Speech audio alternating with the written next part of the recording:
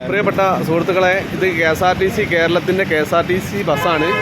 ഇതിപ്പോൾ ഞങ്ങൾ മൈസൂരിൽ നിന്ന് വരികയാണ്. അപ്പോൾ ടോൾ പിരിവിൽ നിർത്തിയപ്പോൾ അവർക്ക് പൈസ ടാഗിലില്ല എന്ന് പറഞ്ഞുകൊണ്ട് ഞങ്ങളെ തടഞ്ഞു വെച്ചതാണ് ഇവിടെ.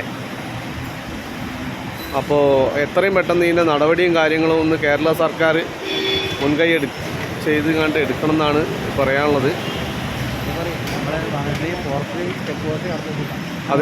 അതേമാതിരി തന്നെയാണ് ഇപ്പോൾ ഈ സമയത്ത് ഈ ലാസ്റ്റ് ബസ്സാണ് check post, Muthanga check post കടക്കേണ്ട ബസ്സാണ്, ലാസ്റ്റ് ബസ്സാണിത്.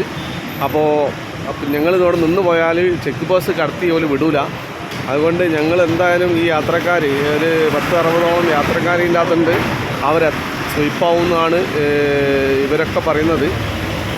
അപ്പോൾ ഇവരെന്താണെന്നറിയില്ല, ഇവർ കടത്തി വിടുന്നില്ല. ഈ ടാഗിൽ പൈസ കഴിഞ്ഞെന്ന് പറഞ്ഞിട്ടാണ്, ടോളിൻ്റെ പൈസ ടാഗ് കഴിഞ്ഞെന്ന് പറഞ്ഞിട്ടാണ് ഇപ്പോൾ ബസ് ഇവിടെ പിടിച്ചിട്ടത്. അപ്പോൾ ഇത്രയും യാത്രക്കാർ ഇവിടെ കുടുങ്ങി കിടക്കുകയാണ്. അപ്പോൾ എത്രയും പെട്ടെന്ന് അതിനെന്തെങ്കിലും ഒരു നടപടി എടുത്ത് തീരുമാനമാക്കി തരണമെന്നാണ് പറയാനുള്ളത്. പ്രിയമുള്ള സുഹൃത്തുക്കളെ, കേരള സർക്കാർ ബസ്സിന് കർണാടകയിൽ നിന്ന് കോഴിക്കോട്ടേക്ക് കടന്നു പോകാൻ പൈസ ഇല്ലായിട്ട് കർണാടക ബോർഡറിൽ തടഞ്ഞു വെച്ചിരിക്കുകയാണ്. ആ ഒരു ദൃശ്യമാണ് ഇപ്പോൾ നമ്മൾ കണ്ടുകൊണ്ടിരിക്കുന്നത്. അപ്പോൾ അവർ വിടൂലെന്നാണ് പറയുന്നത്. ടോള് കൊടുക്കാൻ പണമില്ലാത്തത് കൊണ്ട് KSRTCനെ കേരളത്തിലേക്ക് കടത്തി വിടൂലെന്നാണ് പറയുന്നത്. അപ്പോൾ ഞങ്ങൾ കർണാടക ബോർഡറിലാണുള്ളത്. ആകെ കുടുങ്ങി കിടക്കുകയാണ്. അടിയന്തരമായിട്ട് ഒരു നടപടിയെടുക്കണം. സർക്കാർ ഇത്രയും അധപ്പതിച്ച് പോയോ, എന്താ അതിൻ്റെ അതാ, ഇത് ഒന്ന് വ്യക്തമാക്കണം എല്ലാവരും. ഈ വീഡിയോ പരമാവധി എല്ലാവരും ഷെയർ ചെയ്യുക. ബസ് ഇവിടെ എന്തായാലും കുടുങ്ങി കിടക്കുകയാണ്.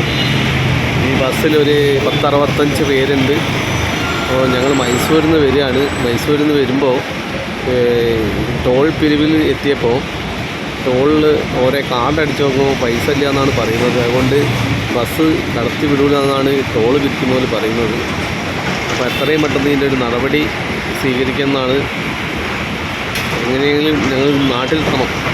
ഓക്കെ, പ്രിയപ്പെട്ട സുഹൃത്തുക്കളെ, ഇത്രയും യാത്രക്കാരാണ് ഞങ്ങളിപ്പോൾ ഇവിടെ ഈ ചെക്ക് പോസ്റ്റിൽ കുടുങ്ങിക്കൊണ്ടിരിക്കുന്നത്.